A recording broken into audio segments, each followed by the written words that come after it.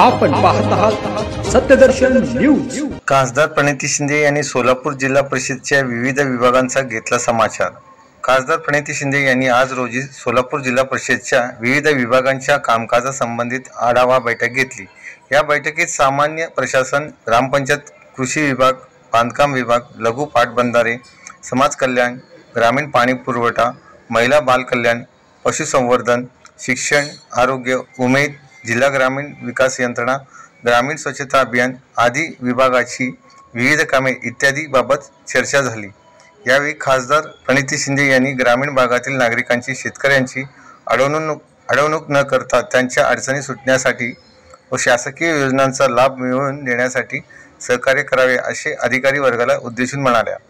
तसेच यावेळी आगामी काही महिन्यात विधानसभा निवडणूक लागणार असून आचारसंहितेच्या अगोदर सोलापूर जिल्ह्यातील प्रलंबित विकास कामे व नवीन विकास कामे मंजूर करून मार्गी लावण्याच्या सूचना केल्या।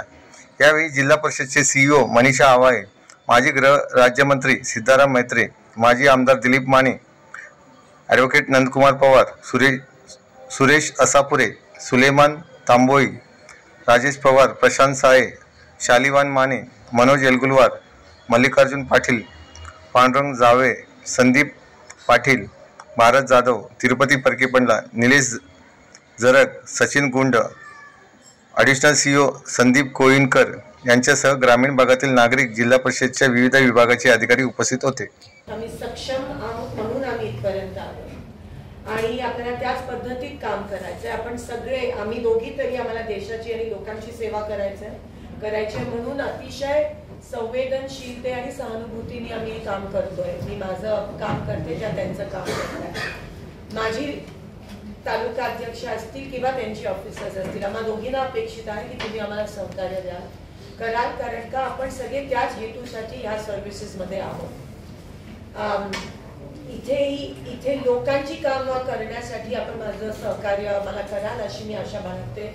माझ्या लोकांना सहकार्य कराल, जनतेची कामं करण्यास कोणत्याही अडथळा न यावा अशी मी आपल्याकडून अपेक्षा करते। मी आजपर्यंत सुडाचं राजकारण केलं नाहीये किंवा कोणत्या अधिकाऱ्याच्या विरोधात हक्कभंग आजपर्यंत आणला नाहीये। हात जोडून विनंती करते की ती वेळ माझ्यावर येऊ नका देऊ, आणू नका देऊ अशी मी सगळ्या अधिकाऱ्यांना विनंती करते। मला तुमच्या संघर्षाची जाणीव आहे, पण आपण कॉन्शियन्शियसली काम करणं गरजेचं आहे। आपण लोकांसाठी या सर्व्हिसमध्ये आहोत, देश सेवेसाठी आहोत आणि ह्याच्या व्यतिरिक्त जर दुसरं काही कोणाला करायचं असेल तर मग आय थिंक आपण त्या पदाला जस्टिस नाही देऊ शकत आणि मग आपल्याला इथे राहण्याचा काही अधिकार पण नाही। जर आपण कॉन्शियन्शियसली लोकांसाठी निस्वार्थपणे जर आपण काम नाही करू शकत तर we don't deserve to be where we are. आणि हीच अपेक्षा आहे की तुम्ही ट्रान्सपेरेंटली माझ्या लोकांना मदत कराल, कुठेही अडथळा न निर्माण होता। मी तुम्हाला त्रास देणार नाही, ती माझी काम करण्याची पद्धत नाही आहे, पण तुम्ही पण माझ्या लोकांना त्रास नका देऊ अशी मी आशा तुमच्याकडून बाळगते।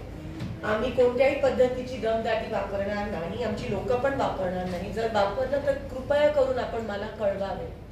जर तुम्ही कोणत्या प्रकारची दमदाटी वापरली तर मी आवर्जून तुमच्या बॉसना कळवेन।